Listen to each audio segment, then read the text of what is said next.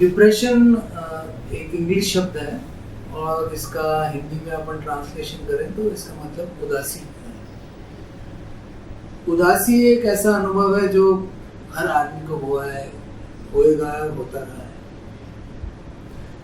लेकिन वो कौन सी उदासी होती है जिसको कि बीमारी का रूप कहा जाता है या उसको बीमारी का। एक नॉर्मल उदासी होती है, अगर आपकी कोई नियर एंड डियर किसी की डेथ हो जाए, कोई चला जाए, आपको बहुत बड़ी किस्म की कोई आर्थिक हानि हो या सामाजिक तौर पर आपकी कभी इंसल्ट हो, तो ये उदासी स्वाभाविक है। जो स्वाभाविक उदासी होती है उसका हम इलाज नहीं करते। जैसे किसी का नियर एंड डियर उनकी डेथ हो जाती है तो ये माना जाता है कि भाई महीना, 1.5 महीना, 2 महीना वो व्यक्ति उदास ही रहेगा और वो उदासी उसके लिए आवश्यक नहीं है। तो उदासी बीमारी कब बन जाती है?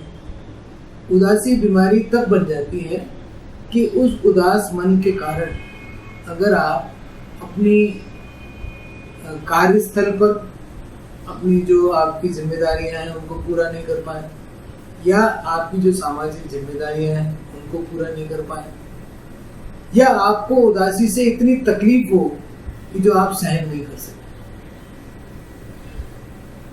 उदासी के बारे में तो मैंने बता दिया, लेकिन जो डिप्रेशन का रोग है उसमें उदासी सिर्फ एक सिम्टम है। मन नहीं लगना आदमी का, उदास रहना, ये एक सिम्टम है। उसके साथ साथ कई सिम्टम और भी होते हैं। उदासी के कारण जो अपने को जो एक ज्यादातर हम चीज देखते हैं उसमें देखते हैं कि व्यक्ति चिड़चिड़ा हो जाता है, उसकी तसल्ली कम हो जाती है, वो दूसरे जो और आइडियाज देते हैं लोग उनको सहन नहीं कर पाता। कई लोग शोर नहीं सहन कर पाते, कई लोग उनकी अगर वाजिब तरीके से भी निंदा करी जाए उसको सहन नहीं कर पाते। कई लोग जो डिप्रेशन के शिकार होते हैं वो अव्यवस्था को सहन नहीं कर पाते, जरा सी भी अव्यवस्था हो तो विचलित हो जाते हैं। इसी तरह डिप्रेशन के और सिम्टम्स हैं कि काम में जो एकाग्रचित्त होता है आदमी, इसको कहते हैं कंसंट्रेशन में बहुत कमी आ जाती है। कंसंट्रेशन की कमी के कारण आदमी भूलने लगता है, जैसे नंबर भूल गए या किसी का एड्रेस भूल गए, इस तरह की चीजें होने लगती है। और एक नकारात्मकता का एक त्रिशूल आ जाता है। उस त्रिशूल के जो 3 हिस्से हैं वो ये हैं कि भविष्य के प्रति बड़ा नकारात्मक हो जाता है, मेरा कुछ नहीं हो सकता, मेरा जीवन बेकार है, परिस्थितियां नहीं सुधरेंगी, मैंने सब करके देख लिया, सब फेल हो गया है। ये एक नेगेटिव अप्रोच है भविष्य के लिए। ऐसे ही व्यक्ति स्वयं के लिए भी नकारात्मक हो जाता है, अपने आप को दीनहीन समझने लगता है कि मेरे बस की नहीं है ये, मेरे में इतनी ताकत नहीं है कि मैं जीवन की परेशानियों को झेल सकूं, या मेरे ऊपर बहुत तनाव है, इतना तनाव मैं नहीं झेल सकता। कई लोग तो क्या है, इस तनाव को नहीं झेल पाने के कारण आत्महत्या के विचार भी लगाने लगते हैं। उनको अपना जो स्वयं का जो आकलन करते हैं तो उनके अंदर, कईयों के अंदर अपराध बोध की बहुत भावना होती है। जैसे कोई महिला कहे कि ये बच्चा जो फेल हुआ है वो मेरे कारण फेल हुआ है, क्योंकि मैंने उसकी अच्छी तरह से परवरिश नहीं की, उसको टाइम से चाय नहीं दी। ये जो इसके अंदर ये अपराध बोध की जो भावना है ये सही नहीं है, क्योंकि बच्चा अगर फेल हुआ है तो खुद की मेहनत के कारण मेहनत कम की उसके कारण फेल हुआ है। लेकिन जो डिप्रेशन वाली शिकार होगी महिला, वो उसकी अपराध की जो बोध है वो अपने ऊपर ले लेगी कि मेरी गलती से हुआ है। तो त्रिशूल के 2 चीजें हो गई, भविष्य के प्रति आदमी का नेगेटिव सोच कि भविष्य अंधकार में है, स्वयं के प्रति बड़ा नेगेटिव सोच कि मैं इनकॉम्पिटेंट हूँ, मैं काम नहीं कर सकता, मैं आलसी हूँ, या मैं डरपोक हूँ, मैं दब्बू हूँ। इसी तरह से लोगों को अपनी तरफ जो नेगेटिव एटीट्यूड होती है उसमें हीन भावना आता है कि देखो और लोग तो कितने अच्छे हैं, वो मेरे से कितने आगे निकल गए, ये देखो कितना ये हंसी मजाक करने वाला है, लोग अब इसकी कंपनी ज़्यादा चाहते हैं, मेरी कम चाहते हैं। तो ये समय का एक नेगेटिव आकलन है। इसी तरह वो तीसरा जो नेगेटिव त्रिशूल का जो तीसरा रूप है वो है अपने चारों तरफ वातावरण में जो आनंद की चीजें थी उसमें आनंद की कमी होना। जैसे अपने वातावरण में टीवी होता है, तो जब अपन डिप्रेशन में नहीं होते हैं तो अपन कई प्रोग्राम ऐसे होते हैं जिनका आनंद भी लेते हैं और उनका वेट भी करते हैं, भाई कब शाम को 8 बजे हमारा वो सीरियल शुरू होगा, हम उसको देखेंगे। जब व्यक्ति डिप्रेशन में चला जाता है तो उसकी जो आनंद चीज देती थी वो टीवी प्रोग्राम फॉर एग्जाम्पल, उसमें उसका मन नहीं लगता, वो कॉन्सेंट्रेट नहीं कर पाता।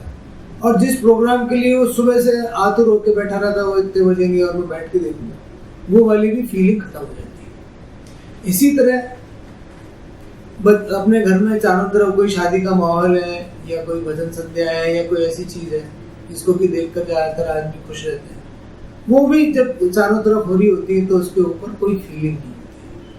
तो इन 3-4 चीजों, 3 एस्पेक्ट जो मैंने बताए, ये सब डिप्रेशन के सिम्टम्स हैं। जहाँ तक डिप्रेशन का कारण है, इसके कई कारण हो सकते हैं। पहला कारण तो वंशानुगत हो सकता है। कई ऐसी रिसर्च हुई है जिससे हमको पता लगता है कि एक जनरेशन से दूसरी जनरेशन में डिप्रेशन चलता रहता है। दूसरा होता है वातावरण। अब ये देखा गया है कि जिन लोगों के जीवन में बहुत नेगेटिव घटनाएं होती हैं उनके अंदर डिप्रेशन ज़्यादा होता है।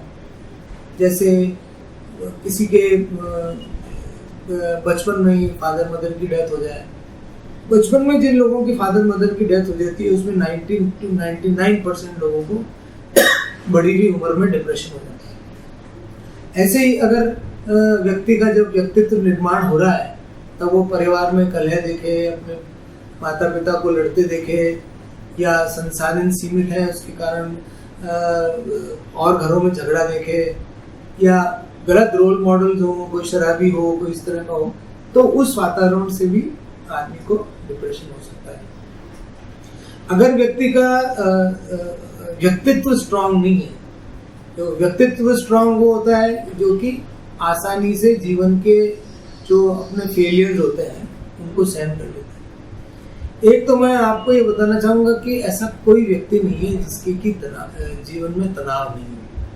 तनाव अपने चारों तरफ हर एक के होगा, भविष्य में भी होगा, आज भी है, कल भी है। तो अपन ये सोचें कि भाई तनाव नहीं हो तो मैं खुश रहूँगा, ये बात कभी नहीं होगी, क्योंकि तनाव तो जाएगा नहीं। लेकिन डिप्रेशन में जो हम इलाज करते हैं उसमें हमको तनाव से लड़ने की ताकत आ जाती है। तो जो चीज़ अपन समझते हैं कि अपन इस पर जीत नहीं पा सकते, इस पे अपन इस क्राइसिस से बाहर नहीं निकल सकते, इस विपदा से बाहर नहीं निकल सकते, ऐसी अपन सोच बना लेते हैं, तो हमारे ट्रीटमेंट से वो आदमी में वापस से आशा आ जाती है और एक को नए पुरजोर डिटर्मिनेशन से आगे उसको जब कार्य को लेता है तो वो कार्य जो उसको बहुत मुश्किल लगता था वो बड़े सहज रूप से होता है। तनाव हमेशा रहेगा। तनाव हटाने की हट जाए तो बहुत अच्छी बात है, लेकिन एक तनाव हट गया तो दूसरा आएगा। तनाव से बचना मुश्किल है। अपने को तो तनाव से डील करना है, वो अपनी ताकत जो है वो अपने को, जैसे शारीरिक बीमारियों में आपने सुना होगा, सब कहते हैं कि भाई रेजिस्टेंस कम होगी तो आपको बीमारी होगी। इसी तरह से एक साइकोलॉजिकल रेजिस्टेंस भी होती है। उस साइकोलॉजिकल रेजिस्टेंस अगर जिन लोगों की स्ट्रांग होती है तो वो चारों तरफ की जो घटनाएं घटित होती हैं उनसे इतने अफेक्टेड नहीं होते और वो बोल रहे हैं। अपने जितनी साइकोलॉजिकल रेजिस्टेंस अगर पूरी भी है तो कई बार ये होता है कि अपन उसके बाद भी अपन डिप्रेशन में चले जाते हैं। डिप्रेशन के इलाज के लिए 2 तरीके हैं। एक तो साइकोथेरेपी है। साइकोथेरेपी मतलब काउंसलिंग मतलब बातचीत पेशेंट और ऐसे व्यक्ति से जो साइकोलॉजी के बारे में जानकारी रखता है। ये जो बातचीत है ये बिल्कुल जो फॉर्मल क्लिनिकल साइकोलॉजिस्ट है उनके साथ हो सकती है, या अपने को समाज में कई लोग जो अपने समाज के लीडर्स होते हैं, सुलझे हुए आदमी होते हैं, उम्र में बड़े होते हैं, अनुभवी होते हैं, ये काम वो भी कर सकते हैं और करते भी हैं। अपन लोग देखते हैं कि अपने को कोई प्रॉब्लम आती है तो अपने पिता से या ग्रैंडफादर से या और किसी रिश्तेदार से राय लेते हैं। तो वो जो ये प्रोसेस करते हैं ये एक इनफॉर्मल साइकोथेरेपी है और फॉर्मल साइकोथेरेपी क्लिनिकल साइकोलॉजिस्ट करते हैं। इसमें बिना दवाइयों की जो इलाज है उसमें मेडिटेशन, ध्यान करना, योगा, नियमित रूप से कसरत करना, अच्छा स्वस्थ भोजन करना, ये मसाले और ये नॉन वेज वगैरह कम खाना, और सबसे इम्पोर्टेंट चीज़ है कि पूरी नींद है।